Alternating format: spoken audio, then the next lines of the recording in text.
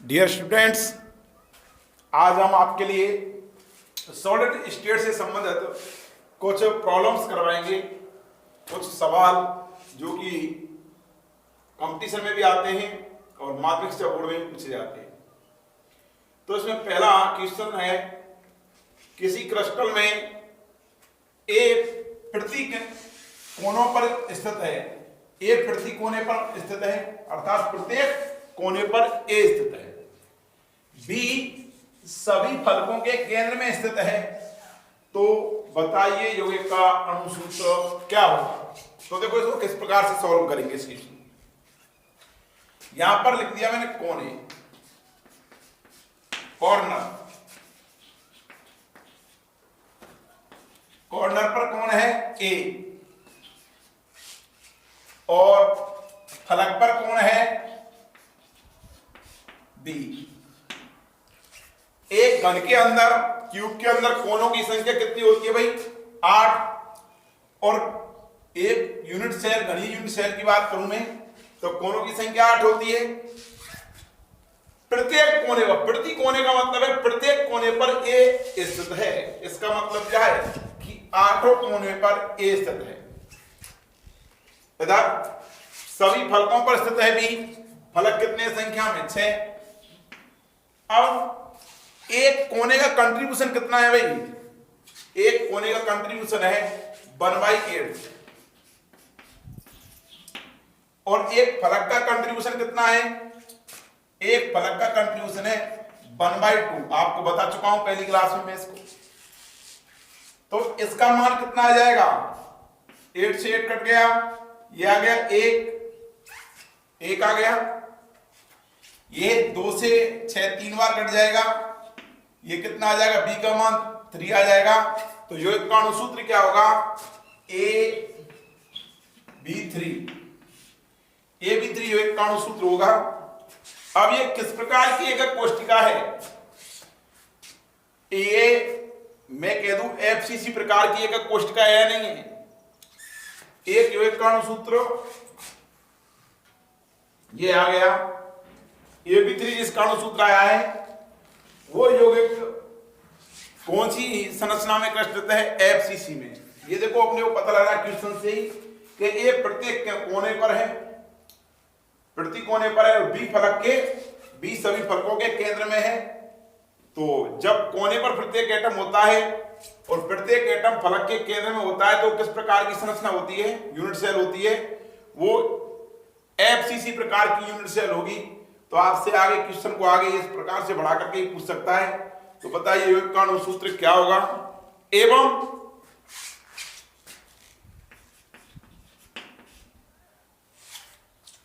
बनने वाली एकक कोशिका की समन्वयी संख्या क्या होगी? एवं बनने वाली एकक कोशिका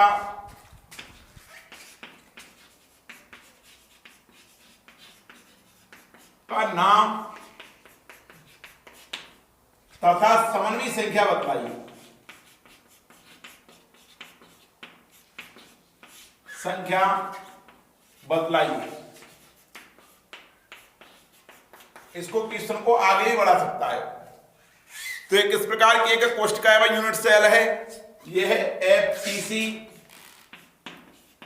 प्रकार की एकक कोशिका, फेस सेंटर्ड क्यूबिक, फलक केंद्रीय घनी।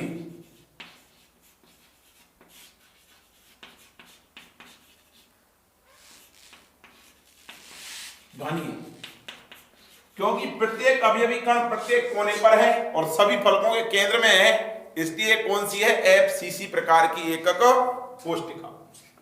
ठीक। अब आपसे पूछा है कि इसकी CN नंबर क्या होगी? इसकी CN नंबर होगी FCC की, कल ही बताई थी आपके लिए मैंने। इसकी समन्वयी संख्या कितनी होती है? 12।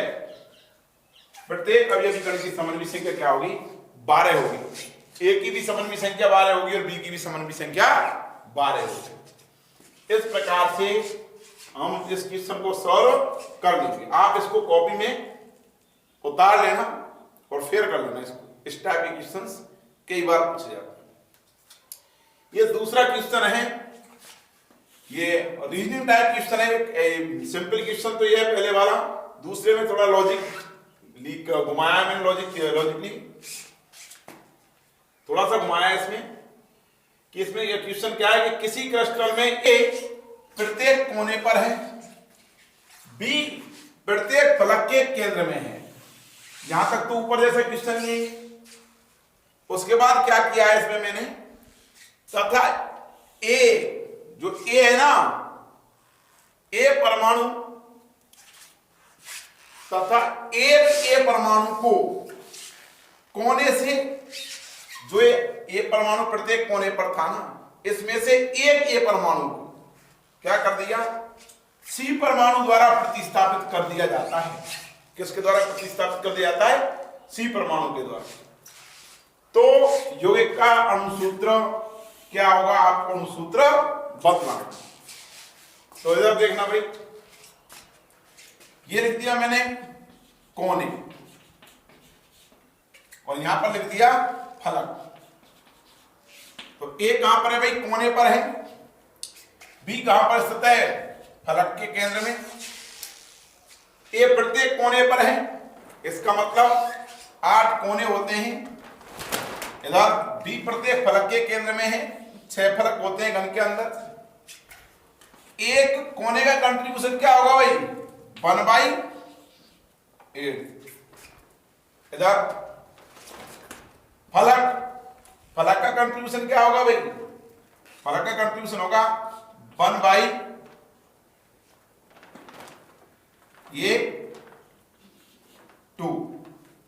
चलो मैं इसको बाद में बता दूंगा आपको। चलो कोई दिक्कत, कंट्रीब्यूशन को मैंने यहां पर बताया है ना, इसको मैं तो सी को ले लेते हैं अपने साथ में। इधर कंट्रीब्यूशन बाद में लिख दूंगा, सी को ले लेते हैं साथ। सी कहां पर है भाई? सी कहां है? कोने पर। कोने पर कौन है? सी। इधर देखो, ये कितना है? 1। ये कितना है? 1। अब इसका कोने का कंट्रीब्यूशन, कोने का कंट्रीब्यूशन क्या है भाई? 1/8। अब इसमें से 8 कोनों में से अपन में एक कोने पर सी को व्यवस्थित कर दिया है, ए को हटा दिया है, एक ए को हटा दिया है। तो यहां पर कोने पर कितने बचे? 7 बचे। फलक एजिटी की रहेंगे 6। एक ए सी के स्थान पर, एक स्थान पर क्या आ गया? सी आ गया। ठीक, तो मैं इसको सॉल्व करूं तो यहां पर 7 का जो कंट्रीब्यूशन है वो क्या होगा? कोने का 1/8 होगा। तो मैंने 7 × 1/8 कर दिया। फलक का क्या है? 1/2 ही होगा। इधर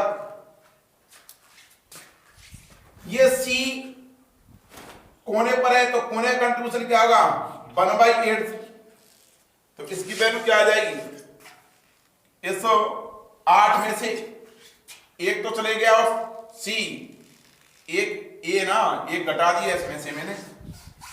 ये वो क्या है? सी है। एक कम हो गया ना, एक कहां पर चले गया? कोना है ना, पर एक क्या आ गया? सी आ गया। ठीक, ये कितना हो जाएगा? 7/8। ठीक, ये कितनी वैल्यू आ गई? 3। ये कितना वैल्यू आ गया? 1/8। अब इसको मैं सिंप्लीफाई करूं, क्या कर दूं? सिंप्लीफाई करने के लिए से 7/8, तो 1/8 को मैं सिंप्लीफाई करने के लिए क्या करूं? मैं इसको 8 से क्या कर दूं? गुणा तीनों। तो मैं जैसे ही 8 से गुणा करूंगा तो 7/8 × 8, ये 3 × 8, ये क्या है? ए है, ये बी है, और ये सी क्या है? 1/8 × 8। भाई 8 से मैंने प्रत्येक को गुणा कर दिया तो कोई प्रभाव पड़ेगा? सिंप्लीफाई कर दिया, 8 से 8 कट जाएगा, ये 8 से 8 कट गया, ये 8 किया 24। तो ए की वैल्यू कितनी आ जाएगी? 7। बी की वैल्यू कितनी आ जाएगी? 24, और सी की वैल्यू क्या आ जाएगी? 1। तो अणुसूत्र क्या होगा यौगिक का? A7 B24 और C1। इस प्रकार का क्वेश्चन कई बार पूछा जाता है, कॉम्पिटिशन में कई बार आते हैं इस प्रकार के क्वेश्चन। तो मैं वापस से इसको समझाता हूं कि जो 8 कोने पर हैं ए, जिनमें से एक ए को प्रतिस्थापित कर दिया है सी के द्वारा, वो मैंने यहां पर लिख दिया। अब कोने पर ए कितने रह गए भाई, 8 में से एक गया तो कितना रह गया, 7 रह गए। ये कितना हो गया, कोने का कंट्रीब्यूशन कितना होता है 1/8, तो मैंने यहां पर क्या कर दिया 1/8। फलक का कंट्रीब्यूशन क्या होता है 1/2, तो यहां पर क्या कर दिया मैंने 1/2। इधर कोने का कंट्रीब्यूशन 1/8 है, तो मैंने इसको कर दिया 1 × 1/8। तो ये वैल्यू क्या आ गई 7/8, ये वैल्यू 3 आ गई फलक की, और कोने की इसकी वैल्यू आ गई 1/8 की 1/8। इसको मैं सिंप्लीफाई करता हूं, तो इसको मैं 8 से गुना कर दूं, तो 7/8 × 8, इसको भी 8 से गुना कर दिया, इसको भी 8 से। तो ये वैल्यू क्या आ जाएगी, ए के लिए 7, बी के लिए 24 और सी के लिए 8। तो अणुसूत्र जो क्या हो जाएगा A7, B24 और C1, या मैं कह दूं C। ये हो गया अणुसूत्र। यहां पर C1 लिखो तो लिखो, यहां C लिख सकते हो इंडिकेट, इसका मतलब यह है कि C एक अकेला एक ही है। ठीक, अगले नेक्स्ट क्वेश्चन में कराता हूं। इधर ये नेक्स्ट क्वेश्चन है, एक प्रत्येक कोने पर स्थित है, व्यवस्थित है, कोने पर स्थित है, बी घन के केंद्र में स्थित है, सी प्रत्येक फलक के केंद्र में स्थित है, तो बताइए युगिक का अणुसूत्र क्या होगा। तो देखो इधर कोने पर कौन है भाई, ए, फलक पर कौन है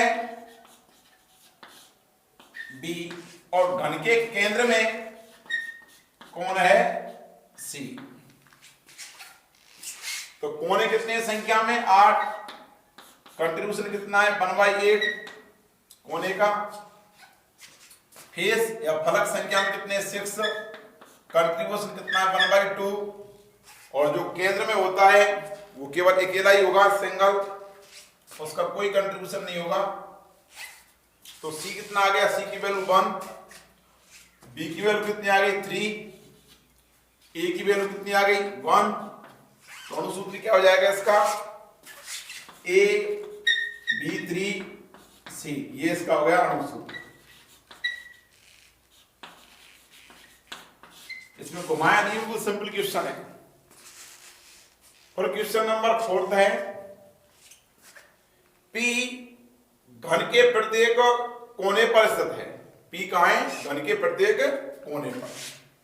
Q घन के केंद्र में स्थित है, तो बताइए यौगिक का अणुसूत्र क्या होगा। बहुत वेरी सिंपल क्वेश्चन है। एवं एकक कोष्ठिका किस प्रकार की होगी,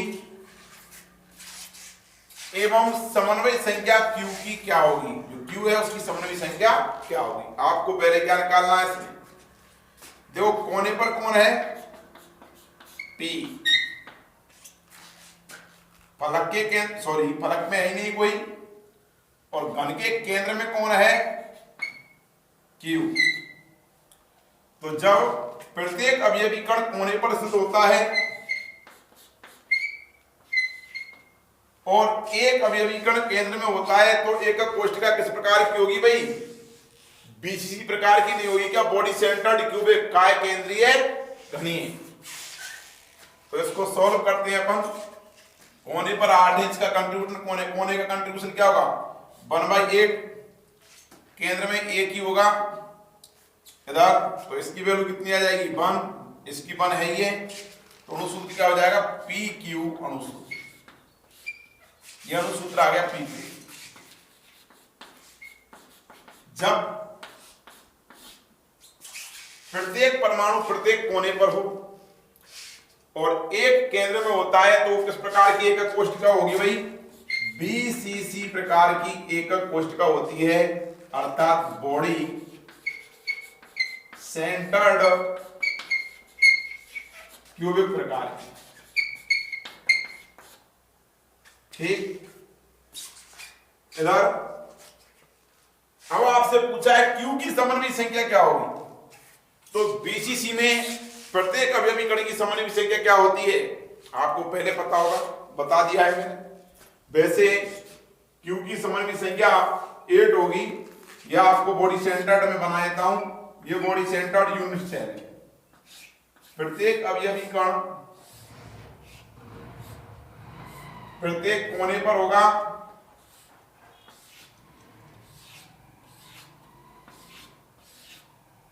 और एक अवयवी कण कहां पर है, केंद्र में। तो केंद्र वाले अवयवी कण को ये प्रत्येक अवयवी कण टच करेंगे, कौन से वाले, एक कोने वाले भी। इस प्रकार से ये Q एटम है, ये P एटम है, यहां पर है जो कोने पर। तो Q एटम की समन्वयी संख्या क्या होगी, 8 होगी। इसको 8 टच कर रहे हैं। इस कोने वाले की भी 8 होती है, क्योंकि प्रत्येक अवयवी कण की समन्वयी संख्या चाहे केंद्र वाला हो चाहे कोने वाला हो, सबकी 8 होगी यूनिट सेल में। इस केंद्र वाले को भी 8 घेरेंगे और कोने वाले को भी क्या कहते हैं, 8 ही घेरेंगे। तो मैंने कल आपको बता दिया यूनिट सेल के अंदर। तो इस प्रकार से Q की CN नंबर क्या होगी, Q की CN वो कितनी होगी, 8। अब मैं अगला नेक्स्ट क्वेश्चन आपके लिए लिखवा रहा हूं, जो उसको थोड़ा सा मैं उसमें घुमाऊंगा। वो क्वेश्चन क्या होगा कि ये प्रत्येक कोने पर है, उसके बाद B को कर दिया मैंने, B प्रत्येक फलक के केंद्र में है। नेक्स्ट क्वेश्चन है 5। B प्रत्येक फलक के केंद्र में है और इसमें क्या कर दिया मैंने कि जो C है, इसमें से जो एक C है ना, मैं क्या करूंगा कि एक B परमाणु को या B अवयवी कण को C के द्वारा प्रतिस्थापित कर देता हूं।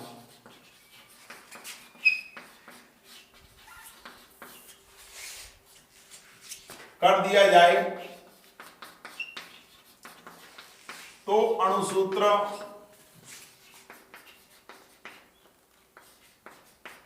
बतलाइए। ये क्वेश्चन है, इसमें ए क्या है, प्रत्येक कोने पर, बी प्रत्येक फलक के केंद्र में है और इसमें आगे क्या लिखा है मैंने कि एक बी परमाणु को, किसको, एक बी को, जो फलक में एक है ना, एक फलक वाले बी को सी के द्वारा प्रतिस्थापित कर दिया जाता है। तो बताइए उस यौगिक का अणुसूत्र क्या होगा। इसमें थोड़ा आसान क्वेश्चन है ये भी। तो इसको किस प्रकार से निकालते हैं, इसमें कोने पर कौन है, ए, फलक पर कौन है भाई, बी, और फलक पर ही कौन है, सी। ये ए कोने पर है, बी फलक पर है और सी क्या है, सी भी फलक पर ही है, एक सी फलक पर है, जो कि बी को प्रतिस्थापित करके आया है। तो कोने कितने संख्या में, 8, फलक कितने संख्या में, 6 में से एक गया, कहां पर, एक भी गया और ये सी आ गया, वो सी में लिख दिया, यहां पर ये घटा दिया, इसमें 6 - 1 कर दिया, तो ये कितना आ गया, 5। अब इसका कंट्रीब्यूशन लिख देता हूं कि कोने का कंट्रीब्यूशन क्या होगा भाई, 1/8। तो 8 × 1/8। फेस का कंट्रीब्यूशन क्या होगा, 5 × 1/2, 1/2 होगा। 5 तो ये एक दे रखा है, फेस 5 बी, भाई 5 फलकों पर तो बी व्यवस्थित है और एक फलक पर क्या आ गया, सी, बी को हटा दिया, सी आ गया। और इसका कंट्रीब्यूशन क्या आ गया भाई, इसका 1/2 होगा, 1 × 1/2। ये कितना आ गया, 1। ये कितना आ गया, 5/2। और ये कितना आ गया 1/2। इसको मैं सिंप्लीफाई कर लूं, इसको मैं 2 से गुना कर दूं प्रत्येक को, तो 1 × 2, ये 5/2 × 2, ये 1/2 × 2, तो ये वैल्यू क्या आ जाएगी, ए के लिए क्या वैल्यू आ जाएगी, बी के लिए और सी के लिए, इधर देखना, ये आ जाएगा 2, ये कितना आ गया 2, ए के लिए 2 आ गया, बी के लिए कितना आ जाएगा, 2 से 2 कट गया, ये कितना आ जाएगा 5, सी के लिए कितनी वैल्यू आ गई 1, तो ये अनुसूत्र क्या हो जाएगा, A 2 B 5 और ये C, ये होगा अनुसूत्र। तो कई बार कंपटीशन में नॉर्मल टाइप के क्वेश्चन से पूछ लिए जाते हैं, जो जेई में मेंस में आते हैं, ये बार नीट के एग्जाम में पूछे जाते हैं इस प्रकार के क्वेश्चन। अब जो अगला है इसमें वह बॉयड, जो कि इस प्रकार के अनुसूत्र के क्वेश्चन पूछे जाते हैं, वह बॉयडों से रिलेटेड कि टेट्राहेड्रल और ऑक्टाहेड्रल जो बॉयड पाए जाते हैं, चतुष्फलकीय और अष्टफलकीय रिक्तियां पाई जाती हैं, उनसे संबंधित प्रश्न है। तो मैंने आपको भी रिक्तियां नहीं पढ़ाई है, तो मैं आपको नेक्स्ट टॉपिक में रिक्तियां पढ़ाऊंगा आपके लिए।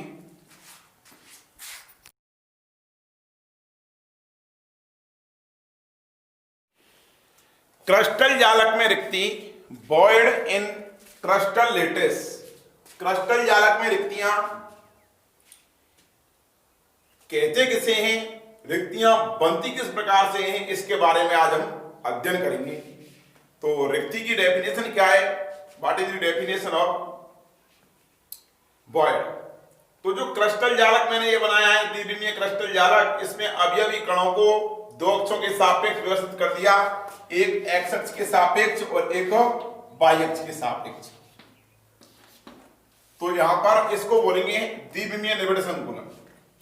तो जो क्रिस्टल जालक बनता है, उस क्रिस्टल जालक के अंदर जो अंतराकाशी स्थान शेष होते हैं, जो क्रिस्टल जालक में अवयवी कणों के अंदर अवयवी कण स्थान ग्रहण करने के पश्चात उन अवयवी कणों के बीच में जो रिक्त स्थान शेष बचता है, इन रिक्त स्थानों को अपन अंतराकाशी स्थान बोलते हैं और इन्हीं अंतराकाशी स्थानों को अपन रिक्ति के नाम से जानते हैं। ठीक है, तो क्रिस्टल जालक में उपस्थित अंतराकाशी स्थानों को अपन रिक्ति के नाम से जानते हैं। उसके बाद आता है रिक्तियों के प्रकार, तो टाइप्स ऑफ बॉयड। तो रिक्तियां 4 प्रकार की होती हैं। पहली है त्रिकोणीय रिक्ति, जिसको बोलते हैं इंग्लिश में ट्राइगोनल बॉयड। सेकंड है टेट्राहेड्रल बॉयड, जिसको हिंदी में बोलते हैं चतुष्फलकीय रिक्ति। तीसरी है ऑक्टाहेड्रल बॉयड, जिसको इंग्लिश में बोलते हैं ऑक्टाहेड्रल बॉयड और हिंदी में बोलते हैं अष्टफलकीय रिक्ति। उसके बाद नेक्स्ट है घनीय रिक्ति, जिसको इंग्लिश में बोलते हैं क्यूबिक बॉयड। अब आपको क्या देखना है, रिक्ति की एक तो साइज आपको देखनी है, इस रिक्ति का आकार कितना होता है, और दूसरा देखना है आपको इस रिक्ति की समन्वयी संख्या क्या है। और ये रिक्तियां वन डायमेंशनल में बन रही हैं, बंडी में बन रही हैं, एक विमीय निबिड़ संकुलन में बन रही हैं, या द्विविमीय निबिड़ संकुलन में बन रही हैं, या त्रिविमीय निबिड़ संकुलन में बन रही हैं, आपको ये देखना है। इसके बाद अपना जो नेक्स्ट टॉपिक होगा वो टॉपिक होगा क्रिस्टल जालकों में निबिड़ संकुलन, और घनत्व शेष बच रहा है इसमें इधर। तो निबिड़ संकुलन व्यवस्था के अंदर क्लोज पैकिंग में होती है जब अवयवी कणों की, तो जो अंतराकाशी स्थान बनते हैं ये कहलाते हैं रिक्तियां। तो मैंने यहां पर जो इधर एक विमीय निबिड़ संकुलन अवयवी कणों को एक अक्ष के सापेक्ष व्यवस्थित कर दिया, ये एक विमीय निबिड़ संकुलन है। अवयवी कणों को एक अक्ष के सापेक्ष व्यवस्थित कर दिया, ये एक विमीय निबिड़ संकुलन। इनके गर्तों में, एक विमीय निबिड़ संकुलन के गर्तों में यदि अवयवी कण स्थान ग्रहण कर लेते हैं, जैसे कि यहां पर ग्रहण कर रखा है, ऊपर ही में अवयवी कणों को स्थान ग्रहण करवा देता हूं, तो जब स्थान ग्रहण करने के पश्चात जो रिक्तियां बनती हैं, उन रिक्तियों को अपन, ये वाली रिक्तियां बनती हैं 2D में, इन रिक्तियों को अपन बोलते हैं त्रिकोणीय रिक्ति। क्या बोलते हैं? त्रिकोणीय। ये 2D, अगर मैं सेंटर पॉइंट को देखूं, इस सेंटर वाले अवयवी कण को देखूं और इस सेंटर वाले अवयवी कण को, कितने अवयवी कण घेर रहे हैं? देखो, इस सेंटर वाले अवयवी कण को घेर रहे हैं 6 अवयवी कण। ये हेक्सागोनल 2D निबिड़ संकुलन है जो अपन नेक्स्ट में पढ़ेंगे। अब इस अवयवी कण की समन्वयी संख्या, तो इस अवयवी कण की समन्वयी संख्या 6 होगी।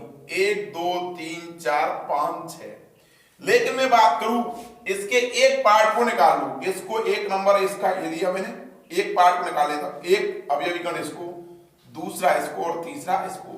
इन तीनों अवयवी कण को मैंने इधर निकाल लिया, ये 1, ये 2 और ये 3। तो ये वाली जो रिक्ति बचेगी उस रिक्ति को बोलते हैं अपन त्रिकोणीय रिक्ति। क्या बोलते हैं? त्रिकोणीय। तो इधर 2D निबिड़ संकुलन में जो हेक्सागोनल क्लोज पैकिंग है HCP, हेक्सागोनल क्लोज पैकिंग, उसके अंदर त्रिकोणीय रिक्ति पाई जाती है। और इस त्रिकोणीय रिक्ति की जो समन्वय संख्या है, इसको कितने अवयवी कण घेर रहे हैं? 1 2 3। तो इसकी समन्वय संख्या क्या होगी? CN कोऑर्डिनेशन नंबर, वो होगी 3। ठीक, तो इस प्रकार से ये त्रिकोणीय रिक्ति होती है भाई। इधर दूसरी आती है चतुष्फलकीय रिक्ति, जिसको बोलते हैं इंग्लिश में टेट्राहेड्रल वॉइड। जो ये त्रिकोणीय रिक्ति बनी हुई है यहां पर, इसको मैंने कह दिया जो 2D हेक्सागोनल क्लोज पैकिंग है, 2D HCP क्लोज पैकिंग है, इसके एक परत बन गई 2D HCP की। इस परत के ऊपर ये त्रिकोणीय जो रिक्तियां हैं, इन त्रिकोणीय रिक्तियों में यदि HCP, मैंने बोल दिया इस त्रिकोणीय रिक्ति में जो 2D HCP त्रिकोणीय रिक्तियां हैं, इनके ऊपर अगर मैं अवयवी कण को स्थान ग्रहण करवा दूं, तो जो बनने वाली वो रिक्ति होगी, उस रिक्ति को बोलेंगे अपन टेट्राहेड्रल वॉइड या चतुष्फलकीय रिक्ति। इस वाली को मैंने ले लिया है त्रिकोणीय रिक्ति, ये वाली कौन सी रिक्ति है? ये त्रिकोणीय। इस त्रिकोणीय रिक्ति के ऊपर मैं दूसरा चौक लेता हूं, कलर चौक, ये लिया। इसके ऊपर अवयवी कण को स्थान ग्रहण करा दूं, इस रिक्ति के ऊपर ये ग्रहण करवा दिया।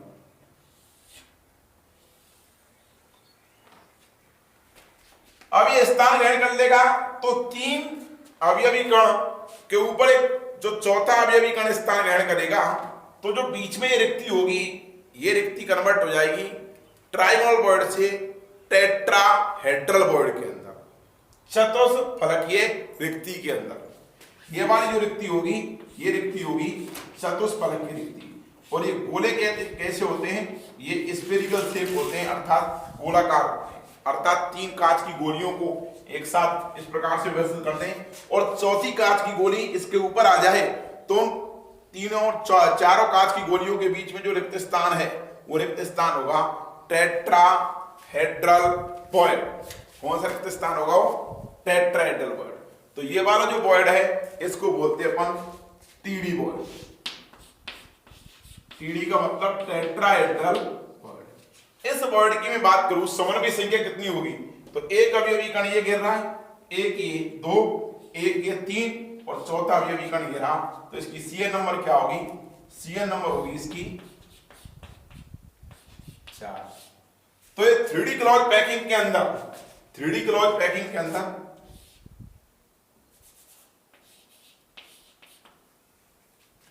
निबिड़ संकुलन में, क्लोज पैकिंग में ये पाई जाती हैं टेट्राहेड्रल वॉइड। उसके बाद आती है अष्टफलकीय रिक्तियां। तो अपन देखेंगे कि अष्टफलकीय रिक्तियां भी 3D वॉइड में ही बनेंगी। अष्टफलकीय जो वॉइड बनते हैं, ऑक्टाहेड्रल वॉइड, वो भी 3D के अंदर ही बनते हैं। इसको देखेंगे अपन। वीडियो लेक्चर है इसका।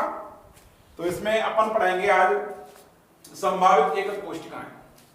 संभावित एकक कोष्टिकाएं पढ़ने से पहले अपन कुछ परिभाषाएं आती हैं, उन परिभाषाओं को अपन अध्ययन करें, क्योंकि प्रत्येक जो एकक कोष्टिका है, अपन प्रत्येक एकक कोष्टिका के लिए एक साथ जो कुछ पढ़ना है उसकी संकुलन दक्षता है, समन्वय संख्या है, त्रिज्या और अंतर्नाभिकीय दूरी का संबंध है, सबको एक साथ पढ़ेंगे। इसलिए परिभाषा पढ़ना बहुत जरूरी है। तो पहली आती है परिभाषा समन्वय संख्या की। समन्वय संख्या को इंग्लिश में बोलते हैं कोऑर्डिनेशन नंबर। समन्वय संख्या कोऑर्डिनेशन नंबर, इसको रिप्रेजेंट करते हैं CN से। किससे करते हैं? CN से। तो समन्वय संख्या है क्या चीज है कि किसी क्रिस्टल जालक में किसी क्रिस्टल जालक में या एकक कोष्टिका में जो प्रत्येक अवयवी कण होता है, उस प्रत्येक अवयवी कण को निकटतम कितने अवयवी कण घेरे हुए होते हैं, वो संख्या उसकी समन्वय संख्या कहलाती है। फॉर एग्जाम्पल, मैंने ये एग्जाम्पल लिया है कि कोई ये अवयवी कण है, ये अवयवी कण व्यवस्थित कर रखे हैं। इन अवयवी कणों में इस सेंटर वाले मैंने पकड़ लिया, ये मैंने क्या है 2D बनाया है, एक 2D द्विविमीय हेक्सागन बनाया है, द्विविमीय हेक्सागन है। इसके अगर पॉइंटों को मिलाऊंगा, इसको इसके पॉइंट को, इसके पॉइंट को, इसके पॉइंट को, तो ये हेक्सागन बनता है। और एक ब्लैक बोर्ड है, वो किसको प्रदर्शित करता है? 2D को प्रदर्शित करता है, द्विविमीय। तो मैं कहूं कि एक हेक्सागन ये बन गया। इस हेक्सागन में जो सेंट्रल एटम है, जहां पर मेरी उंगली रखी हुई है, उसको कितने एटम टच कर रहे हैं? देखो इधर, पहला, दूसरा, तीसरा, चौथा और ये पांचवा और ये छठा। तो देखो सेंट्रल एटम को कितने एटम टच कर रहे हैं? केंद्रीय अवयवी कण को 6 अवयवी कण स्पर्श कर रहे हैं। तो इसकी जो समन्वय संख्या है वो 6 होगी। ऐसी अपन ने प्रत्येक एकक कोष्टिका के लिए समन्वय संख्या पढ़नी है। तो मैं इसको कह सकता हूं। और क्रिस्टल जालक किससे मिलकर बना होता है? एकक कोष्टिका से मिलकर बना होता है।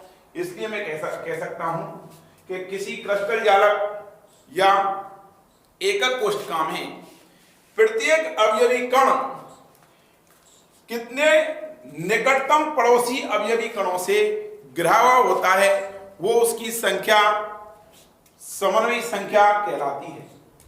यह आपको समझ में आ गई होगी। जैसे कि एक बच्चा सेंटर में खड़ा हो जाए, उसको चारों तरफ से कितने बच्चे घेर रहे हैं, तो सेंटर में जो खड़ा हुआ है बच्चा, उसको चारों तरफ से जो बच्चे घेर रहे हैं, वो सेंटर वाले बच्चे की क्या है? समन्वय संख्या कहलाएगी। ठीक।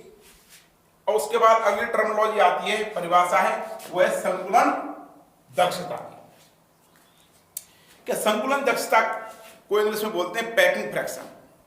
तो संकुलन दक्षता क्या चीज है कि संकुलन दक्षता को मैं एक्सप्लेन ऐसे करूं कि इस कमरे का जो टोटल एरिया है उसको फैला लूं, इसके टोटल क्षेत्रफल को बढ़ा लूं मैं, जैसे कि, और इसके अंदर कितनी ईंटें बिछाई जा सकती हैं, तो एक ईंट का क्षेत्रफल बढ़ा लूं मैं, तो टोटल क्षेत्रफल में एक ईंट के क्षेत्रफल का भाग दे दूं तो ईंटों की संख्या आ जाएगी। और कैपेसिटी निकालनी है, कितनी निकालनी है, तो इसके अंदर अपन तो किसी ऐसे ही अपन क्या है, क्षेत्रफल तो क्या है, एक पर्टिकुलरली कमरे का क्षेत्रफल लंबाई गुना चौड़ाई होगा, आयताकार होगा। तो लेकिन मैं बात कहूं अगर मैं इसका आयतन निकालूं तो लंबाई गुना चौड़ाई गुना ऊंचाई होगी। तो इधर कि किसी क्रिस्टल जालक के अंदर अवयवी कणों के द्वारा घेरा गया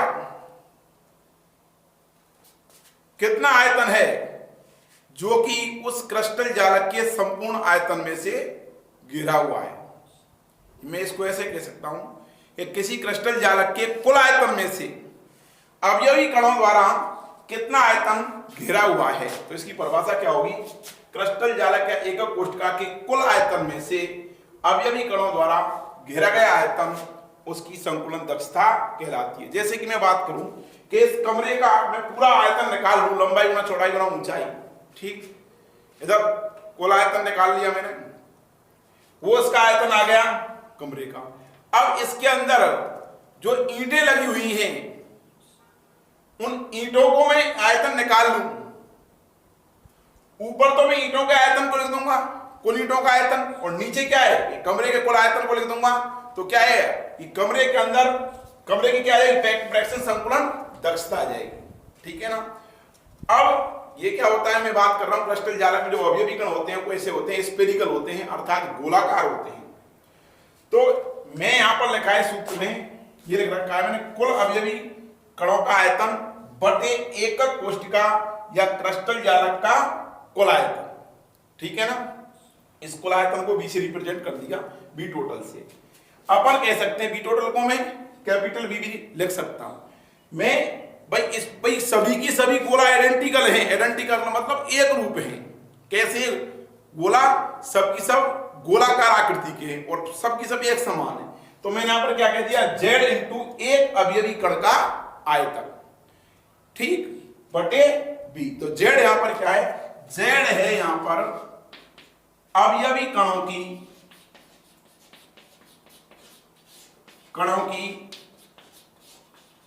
संख्या किसमें, एकक कोष्ठिका में, एकक कोष्ठिका में या क्रिस्टल जालक में, ठीक है। तो मैंने जेड क्या है, अवयवी कणों की संख्या, और एक अवयवी कण का आयतन। अवयवी कण कैसा होगा, अवयवी कण होगा, कण कैसा होगा, कण गोलाकार होता है।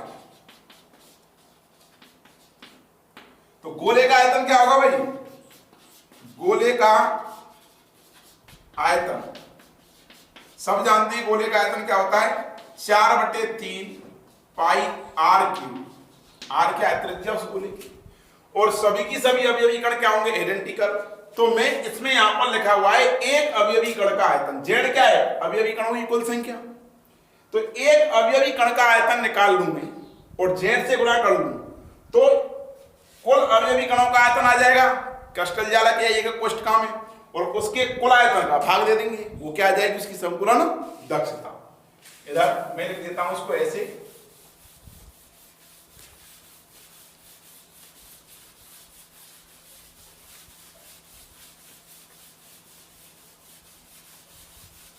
देखो sir, PF equal to Z गुना 4/3 pi r cube. Pi r cube क्या है, एक अवयवी कण का आयतन, अवयवी कण क्या है, गोलाकार, बटे बी क्या है, एकक कोष्ठिका का या क्रिस्टल जालक का कुल आयतन है। तो पीएफ का सूत्र ये हो गया।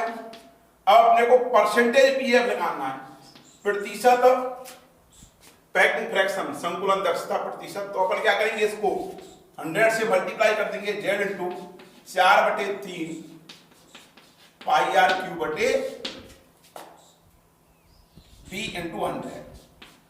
तो इस प्रकार से अपन इन दोनों परिभाषाओं को पढ़ लेते हैं कि संकुलन दक्षता किस प्रकार से निकालते हैं और किस प्रकार से अपन अवयवी कणों की संख्या को परिभाषित करते हैं, कि अवयवी कणों की संख्या या मैं कह दूं समन्वयी संख्या को देखते हैं, ठीक।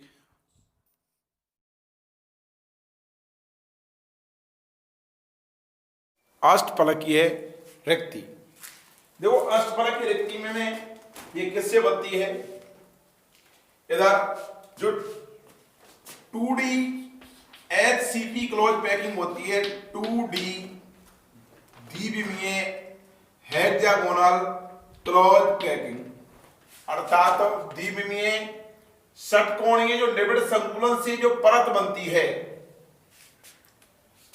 उस परत के अंदर त्रिकोणीय रिक्तियां होती हैं। इस परत को मैंने मान लिया ए परत, इसका एक हिस्सा निकाला है मैंने, जो त्रिकोणीय रिक्ति में बताई थी हेक्सागोनल में से एक हिस्सा निकाल लिया, उसको ए परत मान लिया। अब 2D HCP क्लोज पैकिंग की मैं दूसरी परत लेता हूं, बी परत।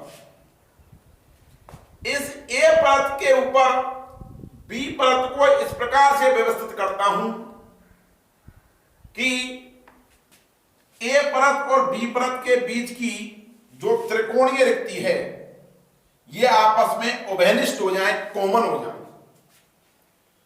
तो बनने वाली जो कॉमन, दोनों परतों की जो त्रिकोणीय रिक्ति कॉमन होंगी, वो बनने वाली जो रिक्ति होगी वो कहलाएगी ऑक्टाहेड्रल वॉइड अर्थात अष्टफलकीय रिक्ति। इस ए परत के ऊपर मैं बी को व्यवस्थित कर रहा हूं, इस प्रकार से देखो व्यवस्थित कर दिया।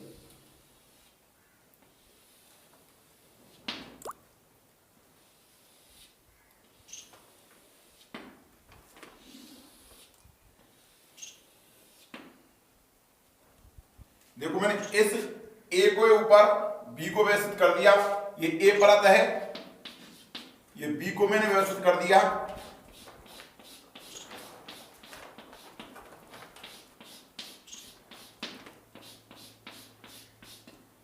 तो ये दोनों के बीच जो कॉमन रिक्ति होगी ये वाली,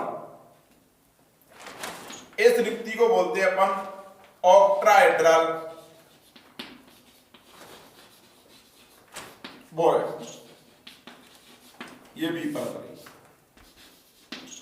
तो इस ऑक्टाहेड्रल वॉइड की अपन समन्वय संख्या देखें कि समन्वय संख्या क्या होगी। तो इधर देखना, मैं एक तो ट्राइंगल ये बन गया,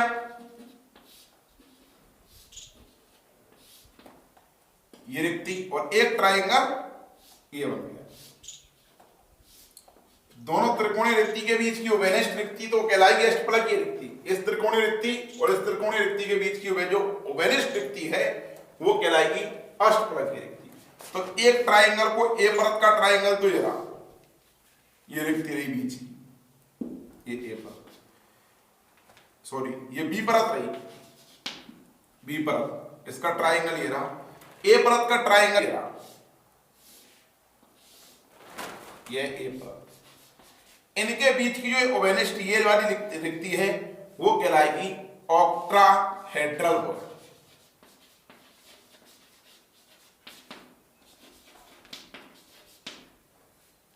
इसकी मैं समन्वय संख्या की बात करूं, समन्वय संख्या कितनी होती है, तो देखो बी परत में पहला अवयवी कण, दूसरा और ये तीसरा, इधर ए परत का ये चौथा, ये पांचवा और ये छठा। तो इसकी सीएन नंबर क्या होगी, कोऑर्डिनेशन नंबर होगी इसकी 6। ठीक, उसके बाद आते हैं अपन घनीय रिक्ति पर। तो 2D स्क्वायर क्लोज पैकिंग होती है, द्विविमीय निबिड़ संकुलन की जो वर्गाकार क्लोज पैकिंग बनती है, उस वर्गाकार क्लोज पैकिंग में जो ये रिक्ति है ये दिख रही है, इसकी ये परत मान ली मैंने, ये वाली परत पहली परत है, एक परत, ये वाली परत है दूसरी परत।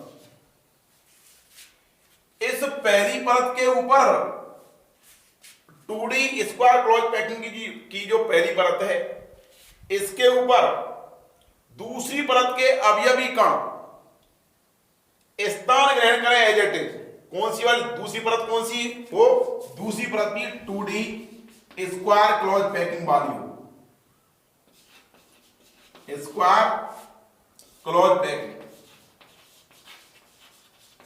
अर्थात द्विविमीय वर्गाकार निबिड़ संकुलन में दोनों परतों के अवयवी कण बिल्कुल एक दूसरे के जस्ट ऊपर आते हैं, तो ये रिक्ति और ये रिक्ति उभयनिष्ठ हो जाएंगी, और तो बनने वाली रिक्ति होगी वो रिक्ति कहलाएगी घनीय रिक्ति, क्यूबिक वॉइड। ठीक, इधर मैंने इसको ये परत रही पहली परत,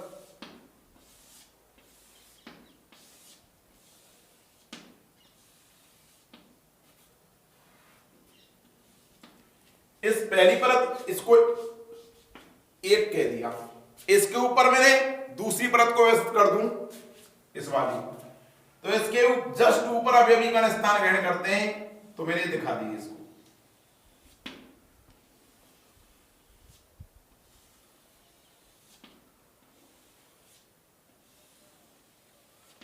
क्योंकि ब्लैक बोर्ड द्विविमीय है, 2D है, इस वजह से अपन, तो ये घनीय रिक्ति है वो भी कैसी होगी, 3D होगी। कैसी होगी, 3D।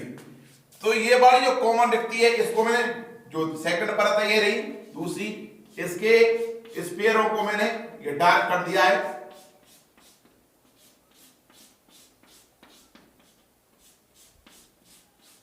तो जो ये रिक्ति होगी वो रिक्ति क्या, कौन सी होगी, क्यूबिक वॉइड, घनीय रिक्ति।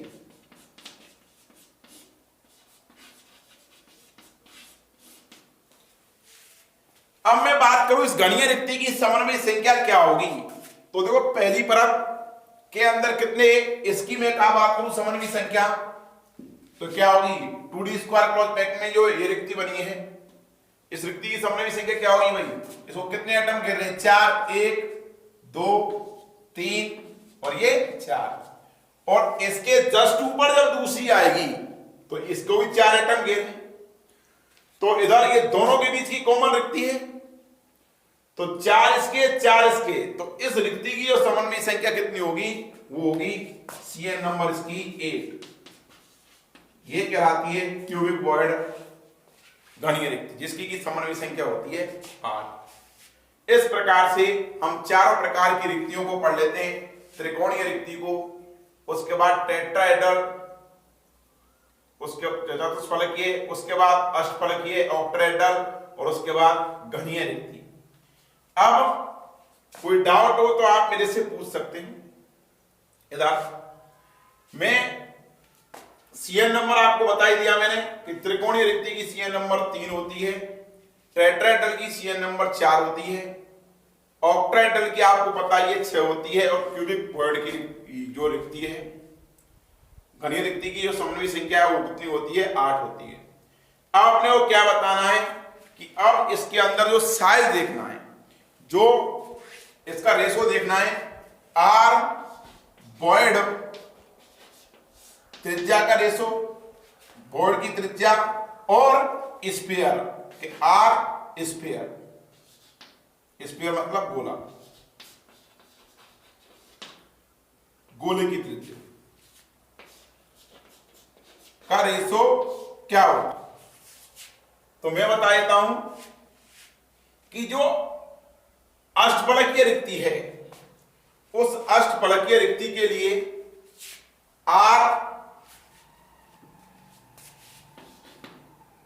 वॉइड और आर स्फीयर का मतलब गोला,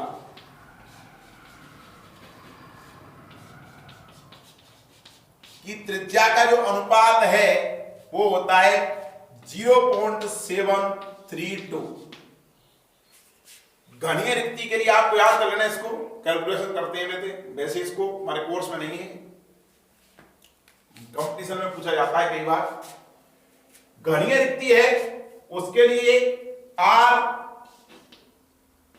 वॉइड रिक्ति की त्रिज्या और आर स्फीयर गोले की त्रिज्या, इसका जो अनुपात होता है वो होता है 1। ठीक, इधर मैं कह दूं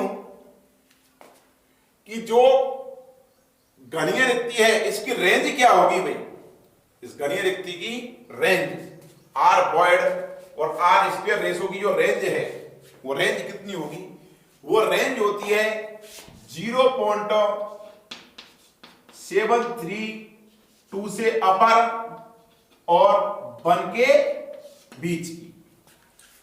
इसकी जो रेंज होती है आर वॉइड और आर स्फीयर गोले के रेशो की जो रेंज होती है वो होती है 0.1414 से अपर और 0.732 के बीच, 32 तक। उसके बाद अपन ट्राइगोनल वॉइड और टेट्रागोनल जो टेट्राहेड्रल वॉइड है उसकी रेंज और देख लेते हैं, उसकी रेंज क्या होगी। तो ट्राइगोनल वॉइड है, उस ट्राइगोनल वॉइड की जो रेंज क्या है, और टेट्राहेड्रल वॉइड है, उस टेट्राहेड्रल वॉइड की रेंज क्या है उसको भी अपन देख लेते हैं। तो ट्राइगोनल वॉइड है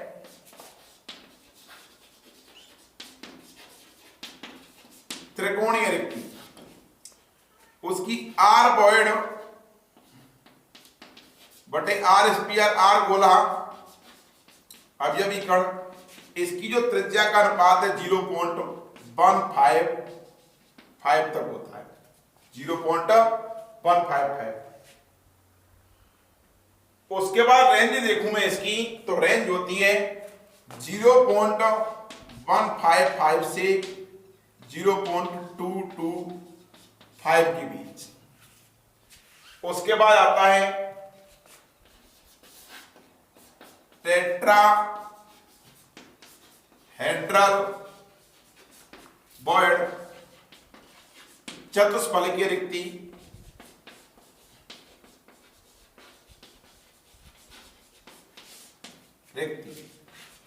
इस चतुष्फलकीय रिक्ति की रेंज क्या होती है भाई, और रेशो क्या होता है, आर वॉइड बटे आर स्क्वायर गोला, इसकी वो है 0.414, ये होता है टेट्राहेड्रल का। इसकी मैं बात करूं रेंज की, तो रेंज क्या होती है, इसकी रेंज होती है 0.225 से अपर और 0.414। कोऑर्डिनेशन नंबर इसका पता ही है, CN आपको बता दिया है मैंने, 4 होता है इसका CN, 3 होता है, ये हिंदी में बोलते हैं त्रिकोणीय रिक्ति।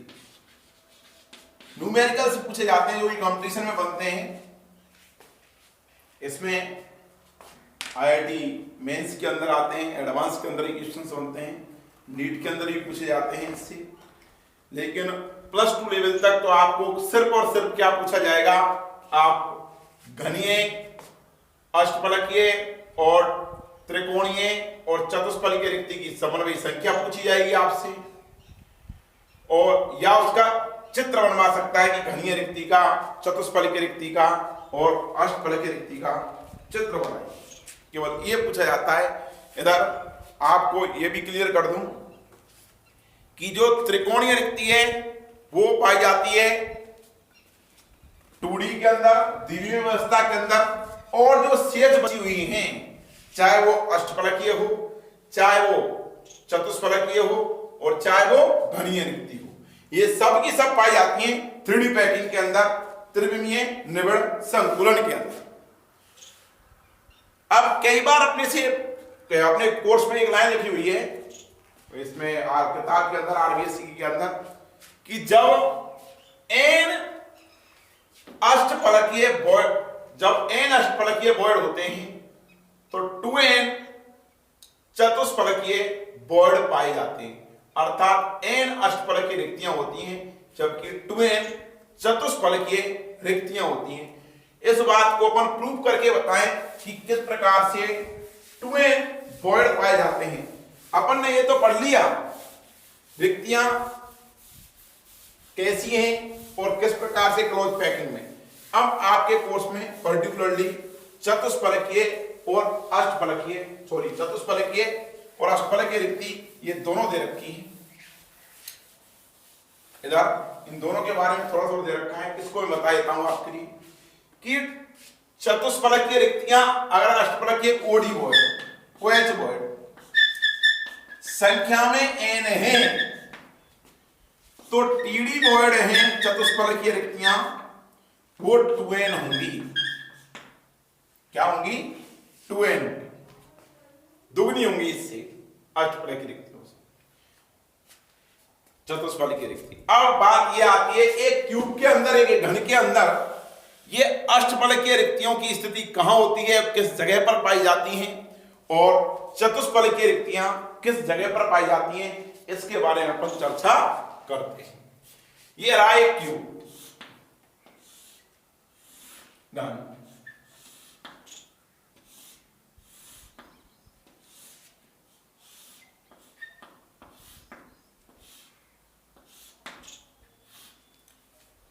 ये घन, इस घन के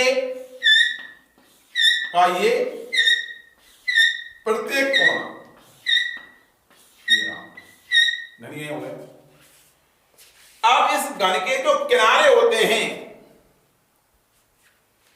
इन किनारों, ये घन का किनारा है,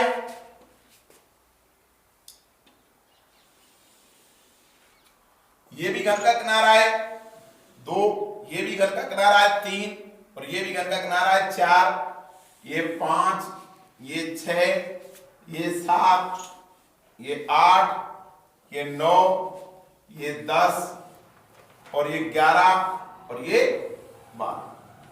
तो घन में किनारे कितने होते हैं? 12 होते हैं। एज किनारे कितने होते हैं? 12। तो प्रत्येक किनारे के मध्य में एक अष्टफलकीय रिक्ति पाई जाती है। OH वॉइड है, वो प्रत्येक किनारे के मध्य में मिलती है। तो प्रत्येक किनारे के मध्य में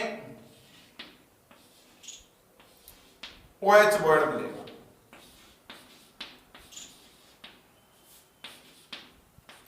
अष्टफलकीय रिक्ति। और एक घन के सेंटर के अंदर पाया जाता है OH वॉइड, अष्टफलकीय रिक्ति। अब मैं बात कहूं कि एक घनीय यूनिट सेल के अंदर टोटल OH वॉइडों की संख्या क्या होगी, उसको निकालता हूं। तो OH void in cubic unit cell. तो एक घनीय यूनिट सेल के अंदर OH वॉइडों की संख्या क्या होती है, उसको निकालते हैं अपन। तो देखो, घन में 12 किनारे हैं, 12 किनारे। एक किनारा कितने में पार्टिसिपेट करता है भैया? कॉमन होता है, अवेनिस्ट होता है 4 में क्रिस्टल जालक के अंदर। तो हिस्सेदारी कितनी होगी? 1/4। एक तो 12 किनारों पर एक OH वॉइड है, ठीक। मैंने यहां पर लिख दिए 12 किनारे, 12 पर होगा। ये किनारे कंट्रीब्यूशन कितना है? 1/4, ठीक। और एक घन के सेंटर में है, सेंटर का कंट्रीब्यूशन कोई होता है क्या? नहीं होता है। एक सेंटर में है OH वॉइड, ये रही। तो यहां पर टोटल OH वॉइड की संख्या एक कूब के अंदर कितनी आ जाएंगी भाई? ये कितनी आ जाएंगी? 4 तिया 12, 3 + 1 अर्थात 4 OH वॉइड आते हैं। अष्टफलकीय रिक्ति कितनी आती है?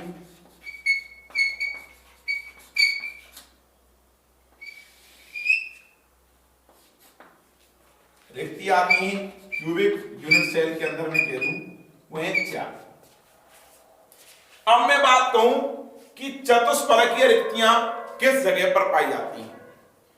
तो एक क्यूब के अंदर जो बॉडी डायगोनल होता है, जो बॉडी डायगोनल का मतलब काय विकर्ण, जो केंद्र से गुजरता है, अपोजिट कोनों से गुजरता है, उस कोने को मैं इस कोने से मिला दूं, ये कहलाएगा एक बॉडी डायगोनल। इस कोने को मैं इस कोने से मिला दूं, ये दूसरा बॉडी डायगोनल, दूसरा काय विकर्ण। इस कोने से इस कोने के बीच में मिला दूं, तीसरा बॉडी डायगोनल। और इस कोने को इस कोने से मिला दूं तो ये चौथा बॉडी डायगोनल। तो प्रत्येक बॉडी डायगोनल के ऊपर, प्रत्येक काय विकर्ण के ऊपर 2 चतुष्फलकीय रिक्तियां पाई जाती हैं।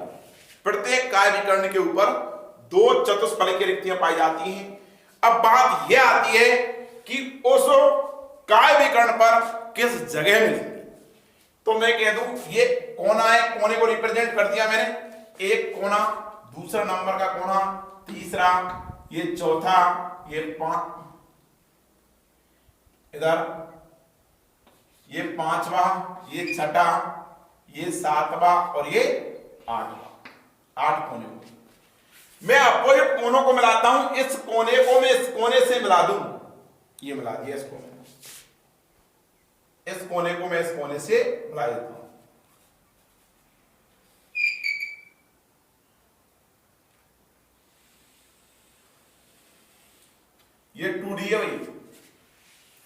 जब इस कोने को इस कोने से मिलाता हूं तो ये पहला बॉडी डायगोनल खींचा है मैंने काय विकर्ण,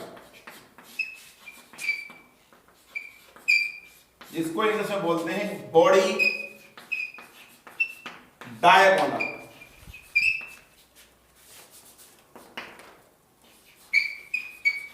पहला काय विकर्ण, ये काय विकर्ण जहां पर चारों काय विकर्ण प्रतिच्छेदित करते हैं उस जगह पर घन के सेंटर में चारों काय विकर्ण एक दूसरे को प्रतिच्छेद करते हैं, उस जगह पर OH बॉन्ड पाया जाता है, अष्टफलकीय रिक्ति पाई जाती है। इस अष्टफलकीय रिक्ति अर्थात चारों काय विकर्ण यहां पर प्रतिच्छेद करते हैं उस जगह और इस जगह के बीच में, इस दोनों के बीच में एक मिलती है ये टीडी बॉन्ड और दूसरा टीडी बॉन्ड मिलता है इस प्रतिच्छेद कर रहा है इससे और इस किनारे के मध्य, अर्थात मैं कह दूं कि एक बॉडी, इसको मैं डार्क कर देता हूं टीडी बॉन्ड को, ये टीडी बॉन्ड है टीडी बॉन्ड। तो एक बॉडी डायगोनल के ऊपर दो अष्टफलकीय रिक्तियां पाई जाती हैं। वो रिक्तियां कहां पर मिलेंगी? ये रिक्तियां मिलती हैं कि घन के सेंटर अर्थात चारों काय विकर्ण यहां पर प्रतिच्छेद करते हैं उस सेंटर से और एक किनारे के मध्य एक रिक्ति, और इधर सेंटर से और इस किनारे के मध्य बॉडी डायगोनल के बीच एक रिक्ति, अर्थात एक बॉडी डायगोनल के ऊपर दो टीडी बॉन्ड पाए जाते हैं। तो मैं कह दूं कि एक बॉडी डायगोनल पर, एक वन बॉडी डायगोनल पर, एक काय विकर्ण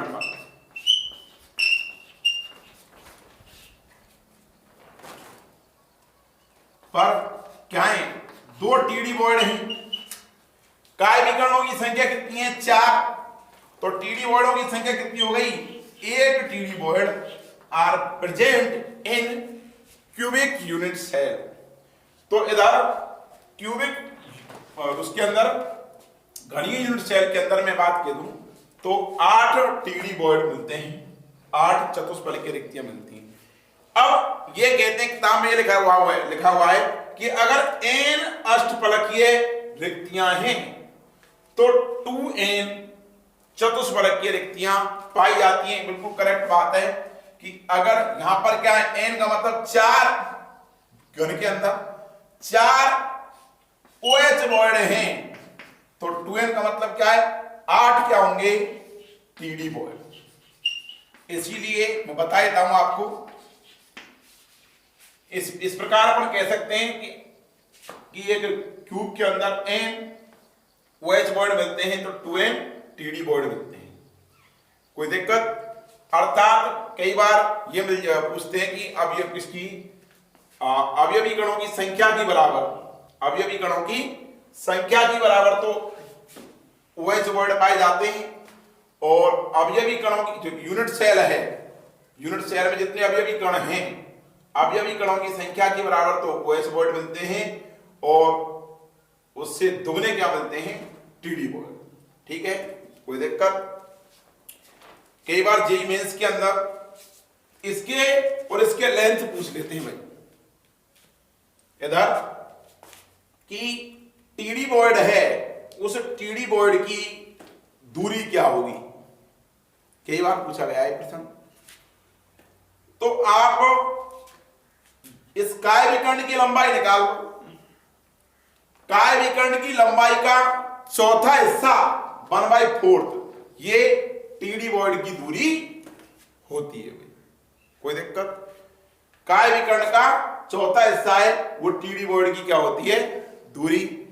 ठीक, इस प्रकार से अपन इन सवालों को हल कर लेते। अब मैंने आपको पिछली क्लास के अंदर यह बताया था कि एक किनारों पर व्यवस्थित है, बी फलक के केंद्र में है, तो बताइए कर्ण सूत्र क्या होगा। इसी प्रकार से अब इस टाइप के क्वेश्चंस भी बन सकते हैं कि एक किनारे पर व्यवस्थित है, बी फलक के केंद्र में व्यवस्थित है एवं सी के द्वारा 50% चतुष्फलकीय रिक्तियां भरी जाती हैं, तो बताइए यौगिक का अणुसूत्र क्या होगा। तो इस प्रकार के क्वेश्चंस कई बार पूछे जाते हैं, तो मैं इस क्वेश्चन को मैं सॉल्व करके बताता हूं। आप इस क्वेश्चन को लिख लीजिए। क्वेश्चन लिखवा, ए घन के ए क्रिस्टल जालक में प्रत्येक कोने पर व्यवस्थित है। ए क्रिस्टल जालक में प्रत्येक कोने पर व्यवस्थित है एवं बी फलक के प्रत्येक फलक के केंद्र में व्यवस्थित है तथा सी 50% चतुष्फलकीय रिक्तियों को भरता है। सी 50% चतुष्फलकीय रिक्तियों को भरता है। तो बताइए यौगिक का अणुसूत्र क्या होगा? सॉल्व करो आप इसको।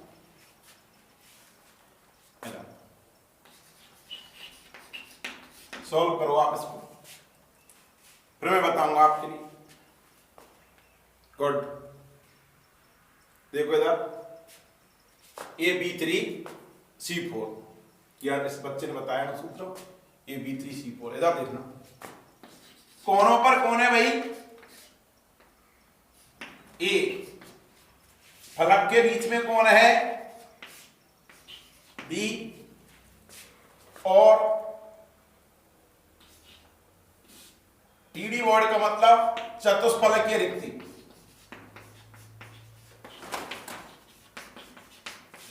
रिक्ति इसको कौन भर रहा है? सी। ये कितनी फिलअप हो रही है? 50%। ठीक। कोने कितने हैं संख्या में? 8। एक कोना कितने में कंट्रीब्यूट होता है? 1/8 में। फलक कितने हैं संख्या में? 6। एक कंट्रीब्यूट कितने होता है? 1/2 के अंदर। अब टोटल चतुष्फलकीय रिक्तियां कितनी है भाई? 8। अभी बताई थी मैंने। टीडी वर्डों की संख्या कितनी है? 8 है। अब इसमें से 50% फिलअप हो रही है, तो मैं निकाल लूं। 8 का 50% क्या होगा? 4 होगा भाई। 8 का 50% क्या होगा? 4। इधर देखो, ये इसका 50% आ गया 4। तो इस प्रकार से ए कितना आ गया? 1। बी कितना आ गया? 3। और सी कितना आ गया? 4। तो अणुसूत्र क्या हो गया? AB3C4। इसको ये इसका हो गया अणुसूत्र। कई बार बच्चे को घुमाता है वो, तो इस प्रकार के क्वेश्चंस बनते हैं। माध्यमिक शिक्षा बोर्ड के अंदर तो बहुत कम पूछे जाते हैं, पूछ ले तो बोर्ड के क्वेश्चनों को बहुत कम पूछता है, लेकिन कंपटीशन की दृष्टि से ये क्वेश्चंस काफी बनते हैं। मैं आपको एक क्वेश्चंस और बोलता हूं, इसको आप सॉल्व करना और पर मेरे लिए आंसर बताना।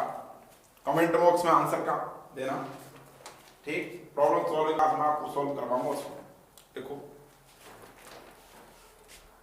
ए प्रत्येक कोने पर व्यवस्थित है। बी प्रत्येक फलक के केंद्र में व्यवस्थित है। सी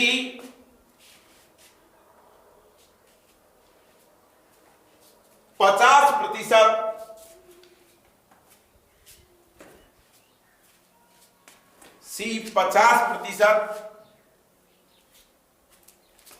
चतुष्फलकीय रिक्तियों को भरता है। सी 50% चतुष्फलकीय रिक्तियों को भरता है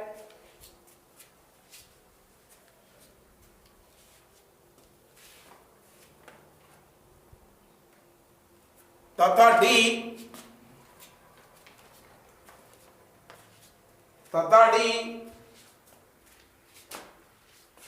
50%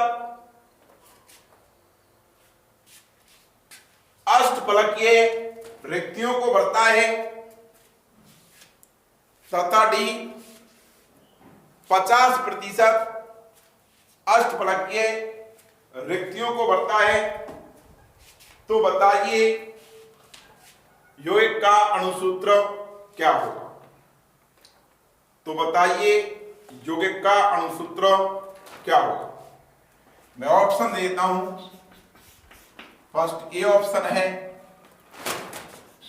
ए P3 C4 D4। B option है ए B3 C4 D। C option है ए B3 C3 D2। और इसका डी ऑप्शन है ए B3 C4 D2। इस प्रकार के क्वेश्चंस कई बार पूछ लेता है। इजी क्वेश्चन है, बहुत ज्यादा इजी क्वेश्चन है। इधर नेक्स्ट क्वेश्चन उसको मैं सॉल्व करवाऊंगा। मैं बोल रहा हूं, लिख लीजिए आप इसको। देखो ए प्रत्येक कोने पर व्यवस्थित है। ए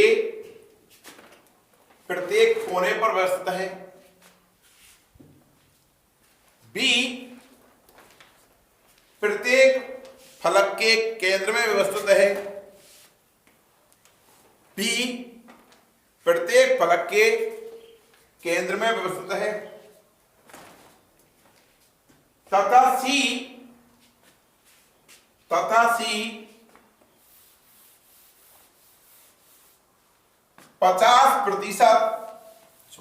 50 नहीं, सॉरी, तथा सी 75%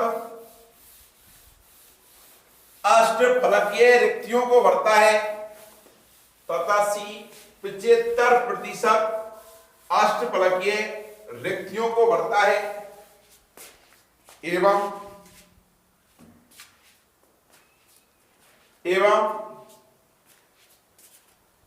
सी प्रत्येक किनारे के मध्य में स्थित है। एवं सी प्रत्येक किनारे के मध्य में स्थित है। तथा सी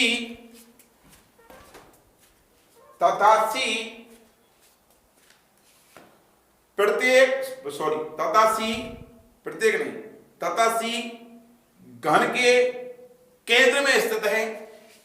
तथा सी घन के केंद्र में स्थित है। तो बताइए यौगिक का अणुसूत्र क्या होगा। तो बताइए यौगिक का अणुसूत्र क्या होगा। बहुत अच्छा क्वेश्चन है, कई बार पूछा गया है। देखो मैं सॉल्व कराता हूं। देखो कोनों पर कौन है, ए। फलक पर कौन है, प्रत्येक फलक पर बी। और सी कहां पर है भाई, OH बॉन्ड में जा रहा है सी। और कितने फिलअप कर रहा है, 75%। और सी कहां पर है भाई, देखो किनारे प्रत्येक किनारे पर सी है, ठीक। और कहां है सी, देखो केंद्र में भी सी है। इस प्रकार से लिख लेते हैं। प्रत्येक कोने पर ए है, प्रत्येक फलक के केंद्र में बी है, और OH बॉन्ड भरे जा रहे हैं 75% जो सी के द्वारा भरे जा रहे हैं। और सी ही प्रत्येक किनारे पर व्यवस्थित है, और सी ही घन के केंद्र में व्यवस्थित है। तो आपको इसका अनुसूत्र बताना है। यहां तक तो ए और बी तक तो आप कंफ्यूज नहीं है, केवल सी तक कंफ्यूज है। सी 75% जो OH वर्णों को भर रहा है और सी प्रत्येक किनारे के मध्य में जा रहा है और सी केंद्र में जा रहा है। कुछ भी नहीं है इस सवाल के अंदर, सिर्फ बच्चे को ये देखा है कि उस बच्चे के अंदर लॉजिकल पावर कितनी है, तार्किक क्षमता कितनी है। देखो इधर मैं पहले इसको कर देता हूं किनारों को। देखो 8 किनारे, एक किनारा 1/8 में कंट्रीब्यूट होता है, 6 फलक हैं, ये किसमें कंट्रीब्यूट होगा भाई 6 × 1/2 में फलक। अब OH वर्ड कितने हैं टोटल संख्या होती है OH वर्डों की 4। OH वर्ड कितने होते हैं OH टोटल OH कितने हैं भाई 4। ठीक, अब 75% OH वर्ड भरे जा रहे हैं। ठीक, इसका 75 का मतलब 4 का 75% क्या होगा 3। इसको ऐसे निकाल लेते हैं अपन, भाई दिक्कत क्या आ रही है।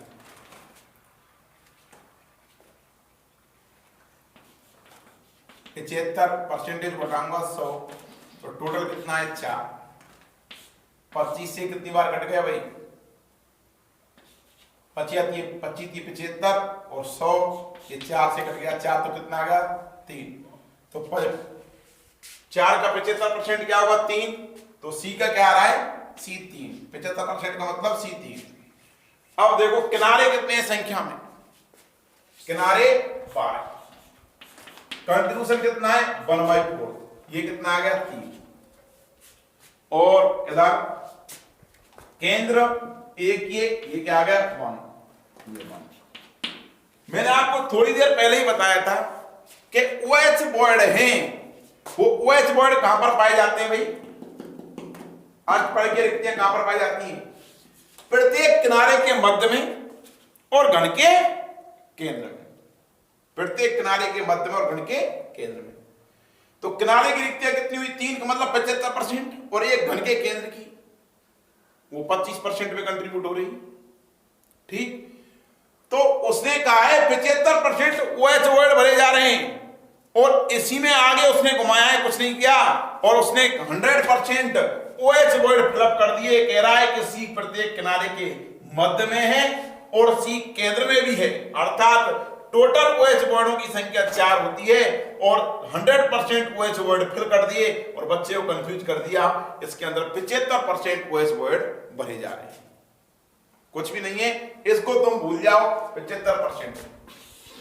इसको याद रखो 3 + 1 कितना आ गया 4, ये कितना आ गया 4, तो ये 4, अर्थात चारों की चारों OH वर्ड भरे जा रहे हैं। 100% OH void octahedral void are filled by C के द्वारा 100% अष्टपद की रिक्तियों को भरा जा रहा है। इस प्रकार से अनुसूत्र होगा AB3C4। कई बार आता है प्रश्न, पूछा जाता है कॉम्पिटिशन में भी। इधर इस प्रकार से ये अपने ABC के सवाल पूर्ण होते हैं। अपना जो नेक्स्ट है उसमें पढ़ाएंगे अपन निबिड़ संकुलन क्लॉज पैकिंग।